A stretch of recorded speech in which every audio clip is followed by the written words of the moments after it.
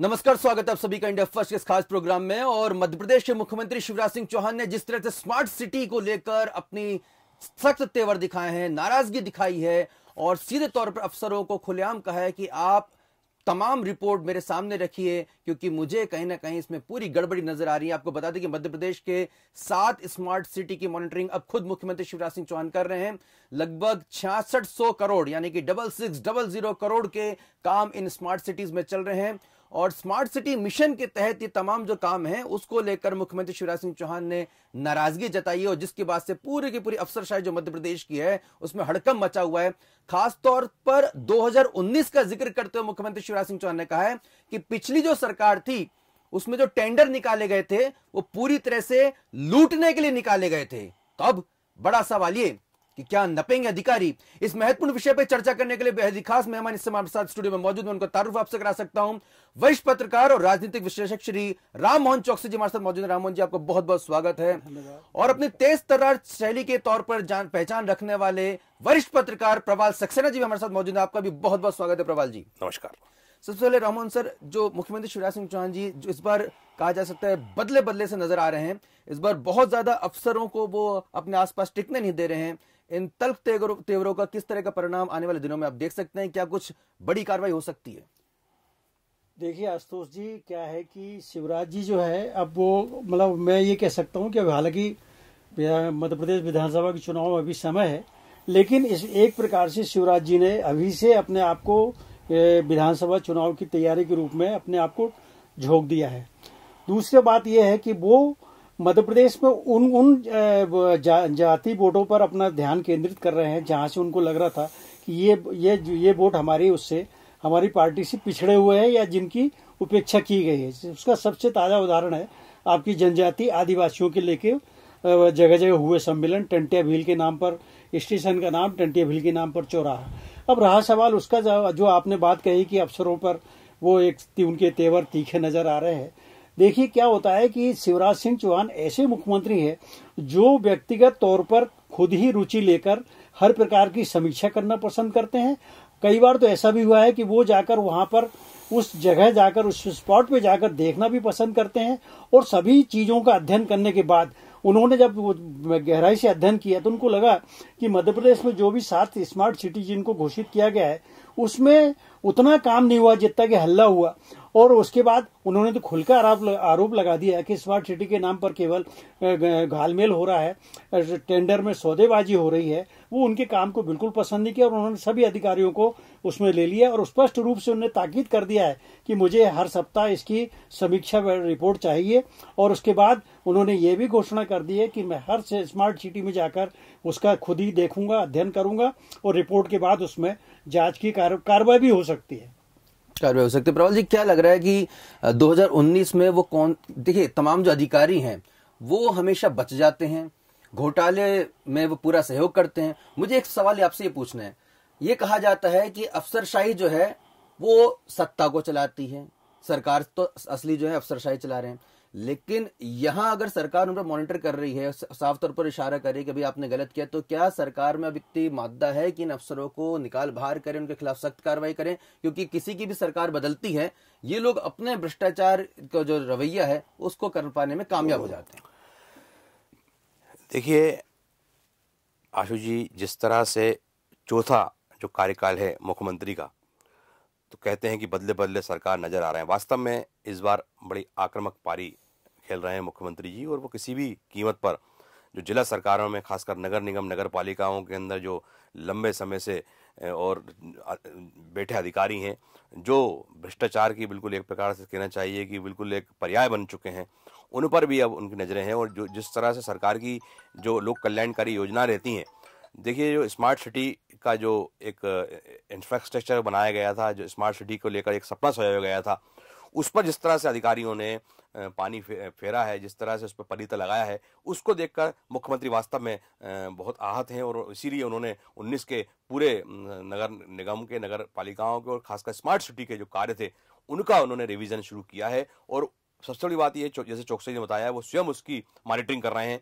और ये बात सही है कि अफसरों के लिए हमेशा, चाहे कोई आपदा हो, चाहे कोई निर्माण हो, चाहे कोई विकास हो, उनके लिए हमेशा ईद और दिवाली रहती है, क्योंकि उसकी आड़ में चौकसी जी भी काफी लंबे समय से नगर निगम की रिपोर्टिंग की है, वो जानते हैं उसकी आड़ में किस तरह से रातों रात इमरजेंसी फाइलें बनती हैं और उनका कोई बजट पर कोई किसी तरह का कोई नियंत्रण नहीं होता, अनियंत्रित बजट फाइलें बनती हैं और कितने बड़े बड़े काम हो जाते हैं। इसका उदाहरण हमारे भोपाल में ये देखिए आप, स्मार्ट सिटी के नाम पर क्या क्या नहीं हुआ।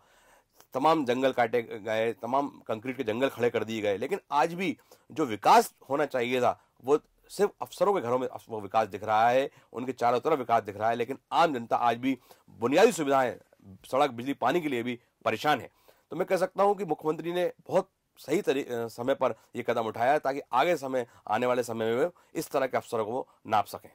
रमन जी, ये इस तरह का एक इम्प्रेशन जाता है कि भाई अफसर तो वही कहते हैं जो उनको ऊपर से आदेश मिलते हैं, सरकार जैसे चाह रही है वैसे वो करते हैं, लेकिन जो तेवर यहाँ पे मुख्यमंत्री शिवराज सिंह चौहान ने दिखाए हैं और साफ तौर पर कहा कि अगर 20 घंटे भी मुझे बैठना पड़ेगा तो मैं बैठूंगा, मुझे एक एक डिटेल्स चाहिए। तो यहाँ पर ये समझ में आ रहा है कि कुछ ना कुछ एक बड़ा जो है गड़बड़ी जो है मुख्यमंत्री जी के सामने आ चुकी है। और एक छोटा सा उदाहरण, जब प्रधानमंत्री जी हाल ही में भी रानी कमलापति रेलवे स्टेशन का उद्घाटन करने आए थे तो सड़क पर जो खूबसूरत गमले लगाए गए थे उसको हटा दिया गया और रातों रात गायब कर दिए गए, और जिसकी वजह से उसमें भी मुख्यमंत्री जी ने उसमें काफ़ी नाराज़गी जताई थी कि ये राजधानी में इस तरह से हो रहा है। तो ये जो अफसर हैं जिनका काम है, सीसीटीवी जो कैमरे हैं पूरी तरह से जो है खराब पड़े हुए हैं, लाखों करोड़ रुपए उसमें खर्च कर दिए जाते हैं। अगर वही अगर ठीक तरह से वहाँ पे संचालित किए जाएं तो चोरी चकारी से भी बचा जा सकता है और मॉनिटरिंग हो सकती है। तो ये मैं आपसे समझना चाहता हूँ, जो IAS अधिकारी होते हैं क्या उन पर सरकार का डंडा नहीं पड़ सकता है? क्यों नहीं नज़ीर ऐसी कायम हो पाती है कि भाई देखिए इतने बड़े अधिकारी को बाहर कर दिया गया या उनके खिलाफ कार्रवाई की गई या उनसे पूछा गया कि भाई ये सरकार का पैसा था, ये खराब किया जा रहा है। ऐसी नज़ीर कायम करने में कहाँ दिक्कत आती है? देखिए आशुतोष जी, आपने जो बात कही ना कि वो बिल्कुल सही कही है कि क्या बात, इसी मध्य प्रदेश में ऐसे कई उदाहरण सामने आए हैं। मुझे याद है कि पिछले वाले कार्यकाल में शिवराज जी के पिछले वाले कार्यकाल में शिवराज जी को ये कहना पड़ा था कि मतलब मैं जो आदेश जारी करता हूँ उस आदेश का परिपालन ही नहीं होता, उसकी सुनवाई नहीं। तो क्या होता है कि आशुतोष जी आप भी अच्छी तरह जानते हैं और प्रवाल जी भी अच्छी तरह से जानते हैं कि ये जो IAS लॉबी है, इस IAS लॉबी की आपने अभी तक का कोई देखा, कोई सी नजीर नहीं मिली होगी कि केवल ट्यूनी जोशी और आनंद जोशी को छोड़कर जिनको 350 करोड़ का वो जो घोटाला पकड़ा गया था उसमें भी कितने 4 साल लग गए थे कार्रवाई के, एकमात्र उदाहरण मुझे समझ में आ रहा है। बाकी इनकी कोई बहुत बड़ी सजा, आप अच्छी तरह जानते हैं कि इनके खिलाफ कोई भी कार्रवाई करनी हो तो आपको सेंट्रल होम मिनिस्ट्री से परमिशन लेना पड़ती है, उस परमिशन में भी टाइम लग जाता है, मैं सालों 1 साल कम से कम निकल जाता है। और कुछ आप उसके मध्य प्रदेश में दिए आपको बहुत बड़ी सजा देनी है तो आप उसको रेवेन्यू बोर्ड का सदस्य बना के भेज दिया जाता है, ग्वालियर भेज दिया जाता है, उसके अलावा कुछ नहीं होता, बाकी उनकी सेहत पे कोई फर्क नहीं पड़ता। तो होता यह है कि ये जो प्रशासनिक अमला है, जो प्रशासनिक अधिकारी है, जो IAS अधिकारी हैं, यही तो कानून बनाने वाले लोग हैं, यही कानून में अड़ंगे लगाने वाले लोग भी हैं। अब क्या होता है कि कई बार जैसे किसी चीज का उन्होंने बजट पास कर दिया, वो मालूम पड़ा विधेयक भी पारित हो गए तो वो उसमें जाके वो यही अफसर लोग जाके उसमें लगा देते हैं कि नहीं साहब इसमें तो कोई हम कोई काम हो ही नहीं सकता, ये बजट हम कर ही नहीं सकते, उस कार्यक्रम को भी फेल कर देते।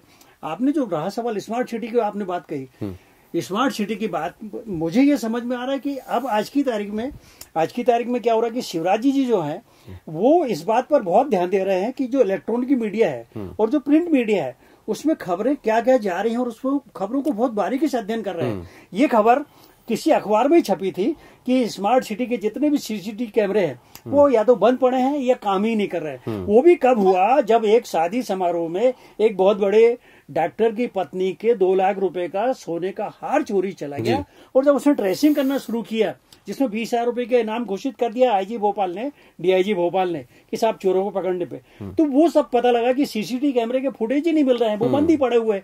अच्छा आप देख लीजिए कि भोपाल में जिसको कभी माता मंदिर के सरकारी क्वार्टर हुआ करते थे उनको सिर्फ स्मार्ट सिटी के नाम पर तोड़ दी गया, बोला गया कि साहब मल्टी बनाएंगे।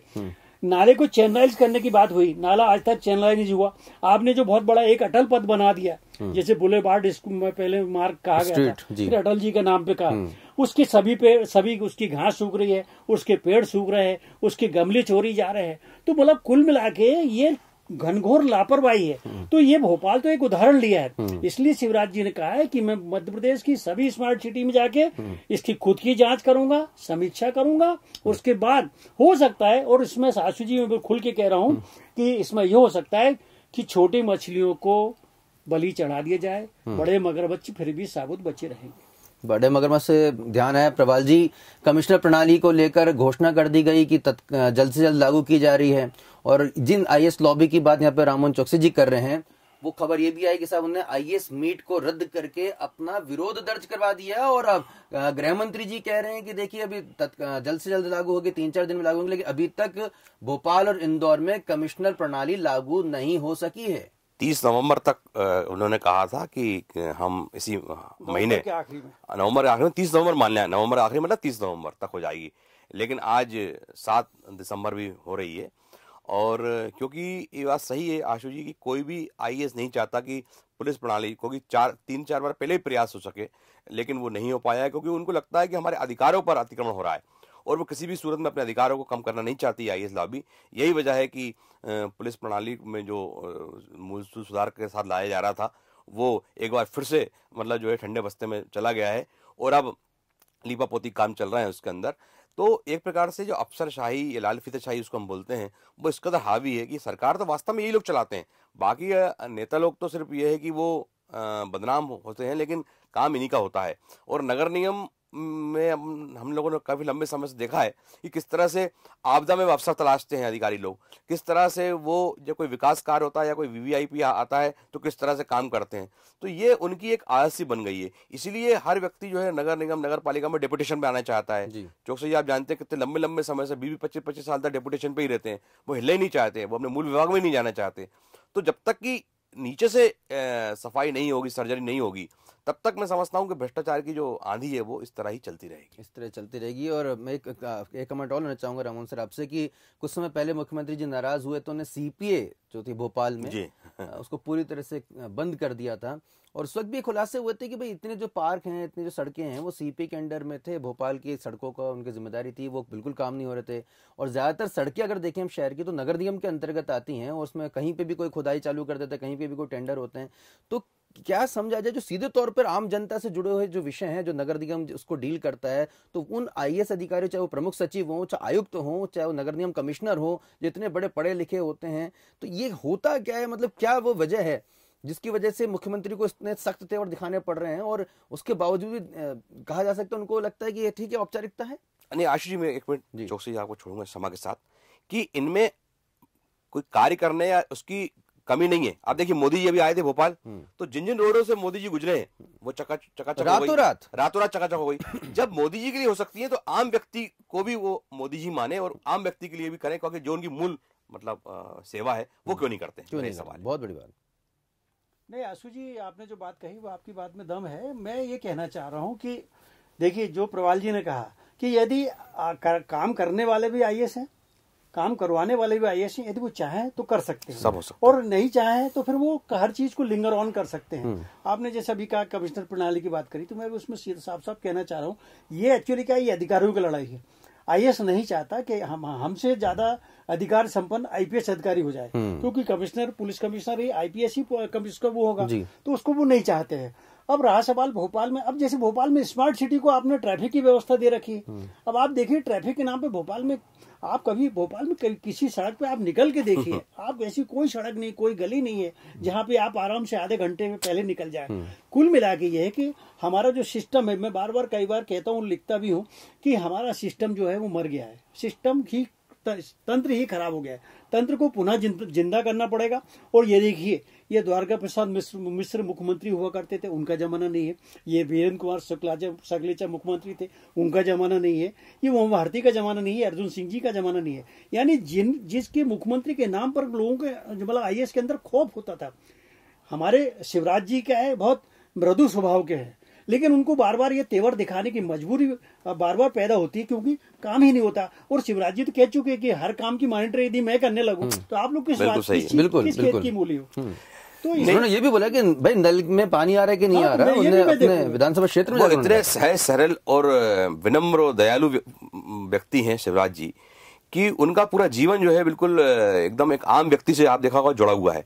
इसी का ही मैं समझता हूँ आशुतोष जी ये जो लाभ उठाते हैं अधिकारी लोग। और अब मैं पुराने शहर की बात करूंगा। पुराने शहर में इतनी खराब स्थिति है, वहां से महापौर के रूप में विभा पटेल रही, वहां पर स्वर्गीय ओम यादव महापौर रहे, और वहां पर अभी वर्तमान में आलोक शर्मा महापौर रहे।